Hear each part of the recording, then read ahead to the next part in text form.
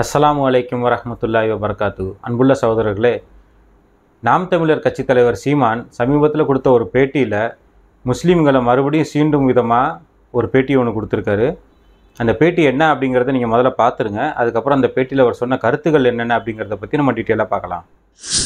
நாங்கள் 2 பேரும் இஸ்லாமிய மக்களின் ஓட்டை பொறுக்க அதில் வெளிப்படையாக சொல்ற என் தலைவன் மேலே ஆணையாக சொல்ற அவங்க எனக்கு ஓட்டு போட்டதில்லை, இதுவரை போட்டதில்லை, இனி போடுவாங்களாங்கிறது அவங்களுக்கு தான் தெரியும். அவங்க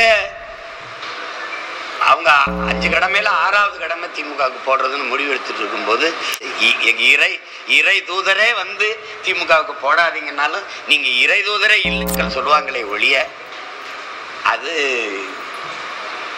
அவங்கள பொறுத்த நாளில் பிஜேபியின் பிடி. இப்போ இந்த பேட்டி நீங்கள் கேட்டிருப்பீங்க. இந்த பேட்டியில் பார்த்தீங்கன்னா அவர் 3 விஷயங்களை வந்து சொல்கிறாரு முஸ்லீம்களை பற்றி. ஃபஸ்ட்டு அவர் என்ன சொல்கிறாருன்னா, திமுகவுக்கு ஓட்டு போடுறது முஸ்லீம்களுடைய 6வது கடமை அப்படின்னு சொல்கிறாரு. அவர் இப்படி சொல்கிறதுக்கான காரணம் அப்படின்னு நம்ம பார்க்கும்போது, திமுகவோட பிரச்சார மேடைகளில் சில இஸ்லாமிய பேருதாங்கிகள் இந்த மாதிரி ஒரு கருத்தை வந்து சொல்லியிருக்காங்க.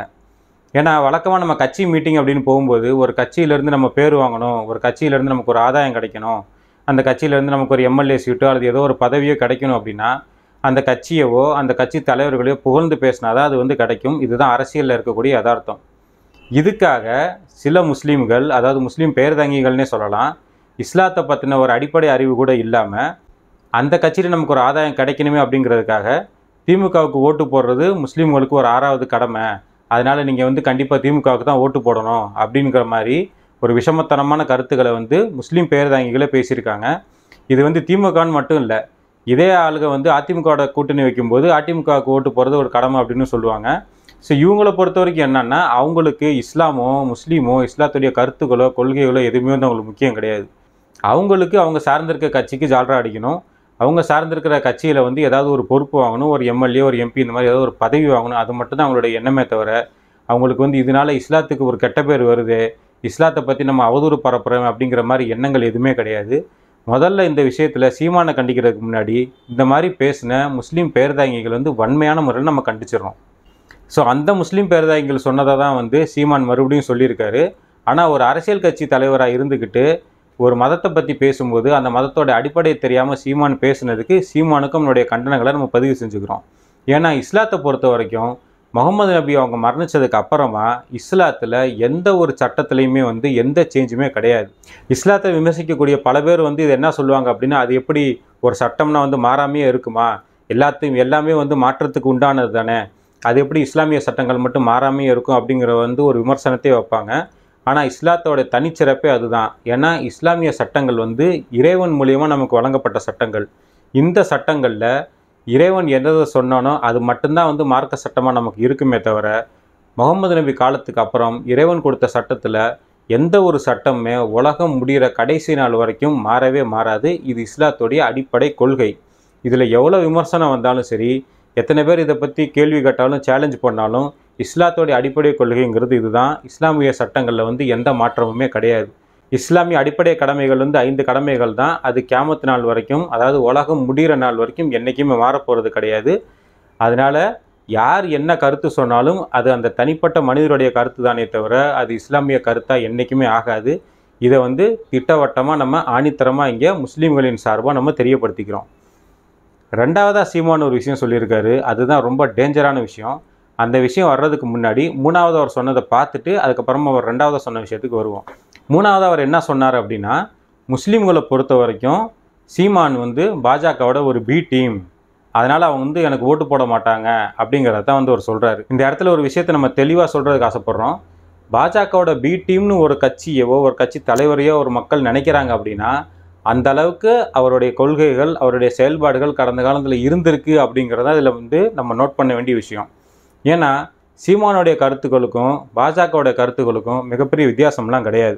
நீங்கள் நல்லா கவனித்து பார்த்தீங்க வச்சுக்கோங்களேன், பாஜகவோட கொள்கை என்ன அப்படின்னா, இந்துக்கள் மட்டும்தான் இந்த நாட்டில் இருக்கணும் அப்படின்னு ஒரு மத அரசியல் பண்ணக்கூடியதான் வந்து பாஜகவுடைய கொள்கை. அதே மாதிரி இந்துக்கள் இல்லாத மற்ற மக்கள், முஸ்லீம்கள், கிறிஸ்தவர்கள்லாம் வந்து இந்த நாட்டை விட்டு போயிடணும், அவங்க வந்து இந்த நாட்டில் இருக்கக்கூடாது, பாகிஸ்தானுக்கு போ அப்படின்னு எதுக்கு எடுத்தாலும் அதை தான் சொல்லுவாங்க. ஸோ மதத்தை முன்னிலைப்படுத்தி ஆட்சி பண்ணக்கூடிய, மதத்தை முன்னிலைப்படுத்தி அதை வச்சு அரசியல் பண்ணக்கூடிய கட்சி தான் வந்து பாஜக. அப்படியே இந்த பக்கம் நாம் தமிழர் கட்சியை பார்த்தோம் அப்படின்னா சீமான் பல பேட்டிகளில் வந்து சொல்லியிருக்காரு, இஸ்லாம் கிறிஸ்தவ மதங்கள் வந்து தமிழர் பண்பாட்டுக்கும் கலாச்சாரத்துக்கும் ஏற்ற மதங்கள் கிடையாது, இது வந்து அந்நிய மதங்கள், ஸோ இந்த மதத்துக்கும் தமிழர் பண்பாட்டுக்கும் கலாச்சாரத்துக்கும் எந்த சம்மந்தமுமே இல்லை அப்படின்ட்டு பாஜக எந்த கருத்தை சொல்கிறாங்களோ அதே கருத்தை தான் அப்படியே சீமானும் வந்து சொல்கிறாரு.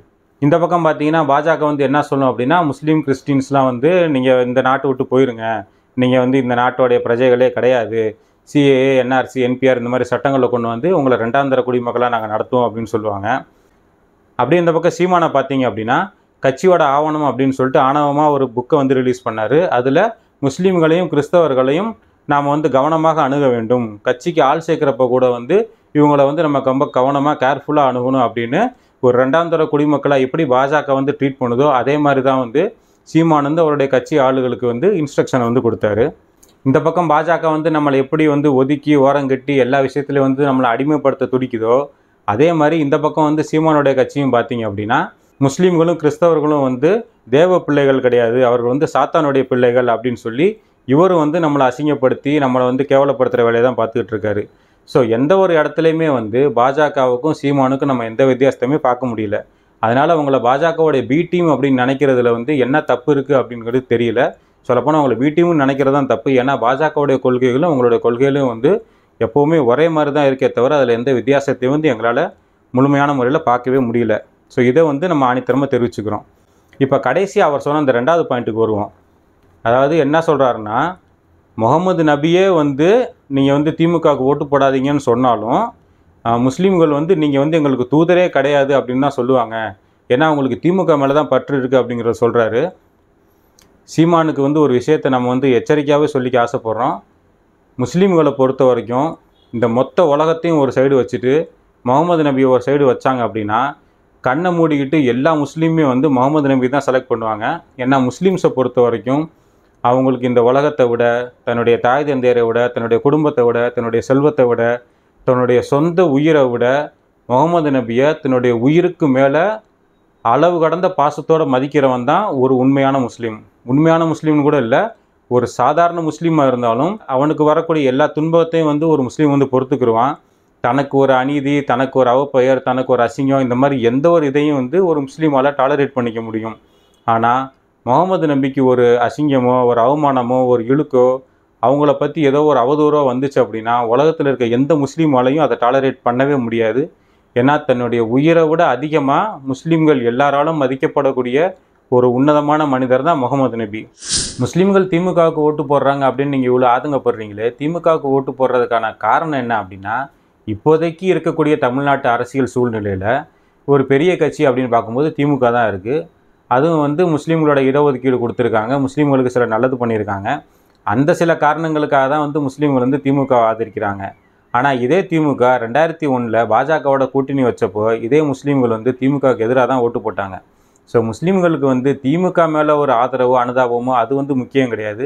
ஏன்னா பொதுவாக ஜென்ரலாக மக்களை பொறுத்த வரைக்கும் ஒரு கட்சினால் நமக்கு நல்லது நடக்குதோ இல்லையோ அந்த கட்சி மூலியமாக நமக்கு ஏதாவது கெட்டது வராமல் இருக்கணும் அப்படிங்கிறதான் வந்து மக்களுக்கான முக்கியமான குறிக்கோளாக இருக்கும்.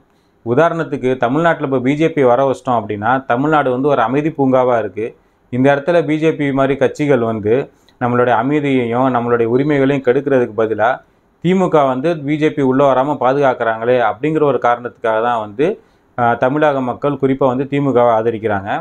நாளைக்கு ஒருவேளை திமுக இல்லாத வேற ஒரு கட்சி வந்து அவங்க வந்து முஸ்லீம்களுக்கு அதிகமான ஒரு இடஒதுக்கீடு, அதே மாதிரி வந்து சமூக நீதியை பேணி பாதுகாக்கிறதுலையும் மக்கள் நல மேலே அக்கறை உள்ள ஒரு நல்ல கட்சியாகவும் செயல்பட்டாங்க அப்படின்னா கண்டிப்பாக முஸ்லீம்ஸ் மட்டும் இல்லை எல்லா மக்களுமே வந்து அந்த புதுசாக வரக்கூடிய ஏதோ ஒரு கட்சியை தான் வந்து ஆதரிக்க போகிறாங்க. இது வந்து ஒரு யதார்த்தம்.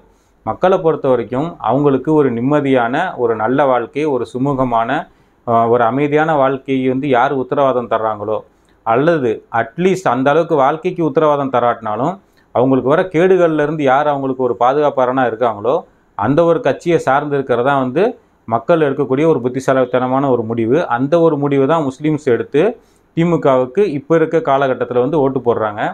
தமிழக அளவில் மட்டும் இல்லாமல் இந்திய அளவுலையும் வந்து இந்தியா கூட்டணி அப்படிங்கிற பேரில் பிஜேபியோட மதவாத சிந்தனைகளுக்கு எதிராக ஒரு அமைப்பை, ஒரு அலையன்ஸை உருவாக்குறதுல திமுக வந்து ஒரு முக்கியமான பங்கு வகிக்குது. அப்படிங்கிறதுனால ஸ்டேட் எலெக்ஷன்லேயும் சென்ட்ரல் எலெக்ஷன்லேயும் வந்து முஸ்லீம்ஸ் மற்றும் சிறுபான்மையினர் மட்டும் இல்லை அதிகப்படியான மக்கள் வந்து திமுகவுக்கு வந்து இந்த காரணத்துக்காக தான் ஓட்டு போட்டிருக்காங்க.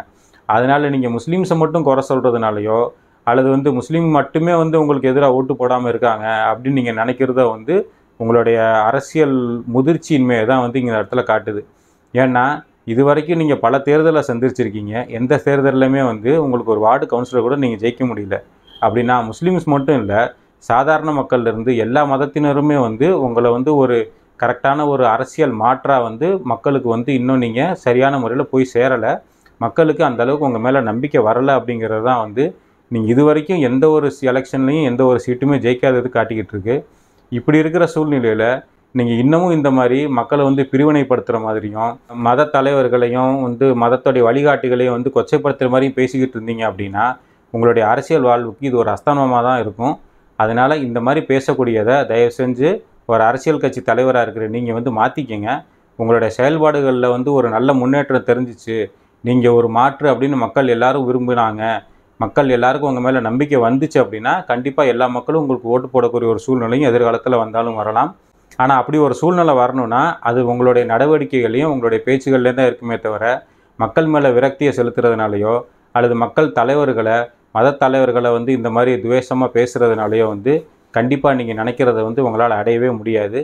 ஸோ எதிர்காலத்திலையாவது இந்த மாதிரி பேச்சுக்களை நீங்கள் தவிர்த்துக்கணும் அப்படிங்கிறத உங்களுக்கு ஒரு அறிவுரையாக இந்த வீடியோ மூலிமா நாங்கள் சொல்லிக்கிறோம். அப்படி இல்லாமல் முஸ்லீம்களை இந்த மாதிரி சொல்கிறது மூலிமா முஸ்லீம்களை யாரெல்லாம் எதுக்குறாங்களோ அவங்களுடைய ஓட்டெலாம் நமக்கு கிடைக்கும் அப்படிங்கிற ஒரு எண்ணத்தில் நீங்கள் பண்ணுறீங்க. ஆனால் இதே மாதிரி நீங்கள் தொடர்ந்து பண்ணிக்கிட்டு இருந்தீங்க அப்படின்னா கண்டிப்பாக பொதுமக்களுடைய ஓட்டும் சிறுபான்மையினரோட ஓட்டும் உங்களுக்கு கண்டிப்பாக கிடைக்க போகிறதே கிடையாது. உங்களுடைய போக்கில் நீங்கள் மாற்றத்தை கொண்டு வராத வரைக்கும் நீங்கள் மக்கள்கிட்ட இருந்து அவங்களுடைய ஆதரவை நீங்கள் எதிர்பார்க்குறதுங்கிறது நடக்காத ஒரு விஷயந்தான். ஸோ உங்களுடைய கருத்தையும் உங்களுடைய சிந்தனைகளையும் நீங்கள் மாற்றிக்கிறது தான் வந்து உங்களுக்கு நல்லது. ஆனால் இது வரைக்கும் நீங்கள் பேசுனது, அதுலேயும் குறிப்பாக முகமது நபியை பற்றி நீங்கள் பேசுனதுக்கு வந்து எங்களுடைய தரப்புலேருந்து வன்மையான கண்டனங்களை நாங்கள் பதிவு செஞ்சுக்கிறோம். இந்த மாதிரி நீங்கள் பேசுகிறது இதுவே கடைசியாக இருக்கணும் அப்படிங்கிறதையும் எங்களுடைய சார்பாக உங்களுக்கு ஒரு கோரிக்கையாக நாங்கள் வச்சுக்கிறோம். இந்த வீடியோ வந்து நாம் தமிழர் கட்சி தலைவர் சீமானுக்கான வீடியோ மட்டும் கிடையாது. யாரெல்லாம் வந்து இஸ்லாத்தையோ அதுலேயும் குறிப்பாக முகமது நபியை டார்கெட் பண்ணி அரசியல் பண்ணலாம் அப்படின்னு நினைக்கிறாங்களோ அவங்க எல்லாருக்குமான வீடியோ தான். முகமது நபியவோ இஸ்லாத்தை பற்றியோ யாராவது வந்து கண்ணிய குறைவாகவோ அல்லது அவதூறாவோ பேசுனாங்க அப்படின்னா கண்டிப்பாக அதை முஸ்லீம்கள் யாருமே டாலரேட் பண்ணிக்க மாட்டாங்க. அப்படிப்பட்ட அரசியல் பண்ண நினைக்கிறவங்களுக்கு எங்களுடைய வன்மையான கண்டனங்களை இந்த வீடியோ மூலிமா நாங்கள் பதிவு செஞ்சுக்கிறோம். எல்லாம் வல்ல இறைவன் நம்ம அனைவரையும் எல்லா மக்களையும் நேசித்து அன்போட சகோதரத்துவமாக வாழ்கிறதுக்கான வழிவகைகளை செய்வானாக என்று பிரார்த்தித்தவனாக எனது உரையை நிறைவு செய்கிறேன். அஸ்ஸலாமு அலைக்கும் வரஹ்மத்துல்லாஹி வபரகாத்துஹு.